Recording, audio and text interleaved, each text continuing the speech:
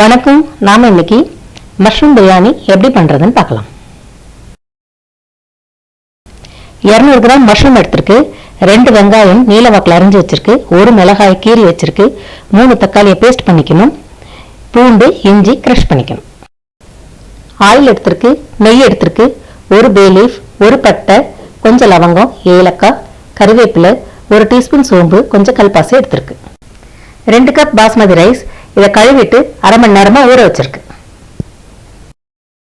3 table spoon தயிர், கொஞ்சம் கொத்தமல்லி தலை, தேவையான அளவு உப்பு, 2 டீஸ்பூன் மிளகாய்த்தூள், 1 டீஸ்பூன் பிரியாணி மசாலா, அரை டீஸ்பூன் மஞ்சப்பொடி, கொஞ்சம் புதினா, அரை எலுமிச்சம்பழம். இந்த தேங்காயில பாதி தேங்காயில பால் எடுக்கணும். நாம இப்ப ஒரு குக்கர் வச்சு 2 டேபிள் ஸ்பூன் ஆயில் விட்டுக்கலாம். 2 டேபிள் ஸ்பூன் நெய் சேர்த்துக்கலாம். ஸ்டவ் மீடியம்ல இருக்கு. ஆயிலும் நெய்யும் சூடாகட்டும். சூடாயிருச்சு. இப்போ நாம் இதில் பிரியாணி இலையை போட்டுடலாம். பட்டை போட்டுக்கலாம்.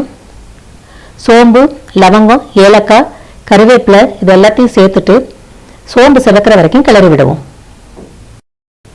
இப்போ நாம் நீல வாக்கில் அரிஞ்சு வச்ச வெங்காயம், பச்சை மிளகாய் இது ரெண்டையும் சேர்த்து நல்லா கிளறி விடுவோம். ஸ்டவ்வை சிம்மில் வச்சுக்குவோம். வெங்காயம் நல்லா வதங்கணும். வெங்காயம் இப்போ வதங்கிடுச்சு.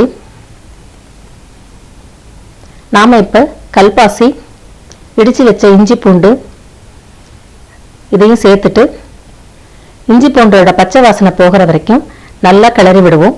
ஸ்டவ் சிம்மிலே இருக்கு. இப்போ நாம் ஸ்பைஸ் பவுடர்லாம் சேர்த்துடலாம். பிரியாணி மசாலா, தேவையான அளவு உப்பு, மஞ்சப்பொடி, மிளகாய் பொடி இது எல்லாத்தையும் சேர்த்துட்டு ஒரு கிளறி விட்டுடலாம். இப்போ நாம அரைச்சி வச்சிருந்த தக்காளி விழுதையும் இதில் சேர்த்துடலாம். இது கூடவே தயிரையும் சேர்த்துடலாம். நல்லா கிளறி விட்டுட்டு இந்த கலவை ஒரு கொதிக்கிறதுக்கு விட்டுடலாம்.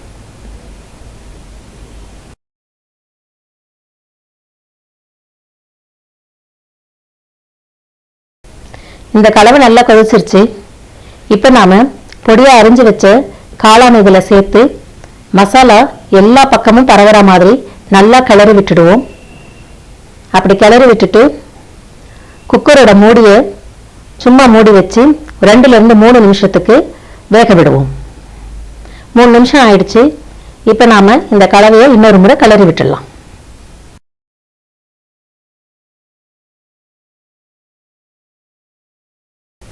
இப்போ நாம அரை மணி நேரம் ஊற வச்ச அரிசியை நாம சேர்த்துக்கலாம்.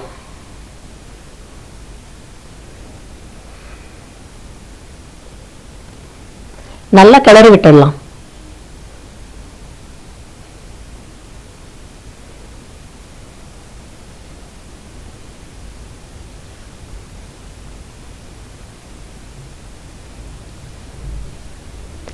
ரெண்டு கப் அரிசிக்கு தேங்காய் பால் தண்ணி 2மா சேர்ந்து 3 கப் விட்டுடலாம். நறுக்கி வச்ச புதினா, கொத்தமல்லி தலையை போட்டுடலாம்.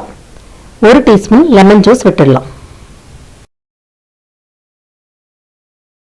நல்லா கலந்து விட்டுட்டு உப்பு செக் பண்ணிக்கோங்க. 1 பிஞ்ச் கூட இருக்கணும். இப்போ நாம மூடி ஃபுல் ஃப்ளேம்ல 1 விசிலுக்கு வேக வச்சுக்கலாம். இப்போ நாம வெயிட் போட்டுடலாம். குக்கருடைய பேஸுக்கு தகுந்த பர்னர்ல வச்சு வேக வைங்க. குக்கர்ல ஆவியெல்லாம் போயிடுச்சு. இப்போ நாம திறந்து பார்க்கலாம். மஷ்ரூம் பிரியாணி தயாராகிடுச்சு. சூடாக இருக்கும்போது கிளறக்கூடாது. நான் உங்களுக்கு காட்டுறதுக்காக கிளறேன். ஆறுனதுக்கு அப்புறமா கிளறி விட்டு வேறு பாத்திரத்துக்கு மாற்றிக்கிங்க. Mushroom biryani ready. செய்து பாருங்க. பிடிச்சிருந்தா உங்கள் ஃப்ரெண்ட்ஸ்க்கு ஷேர் பண்ணுங்க. நன்றி.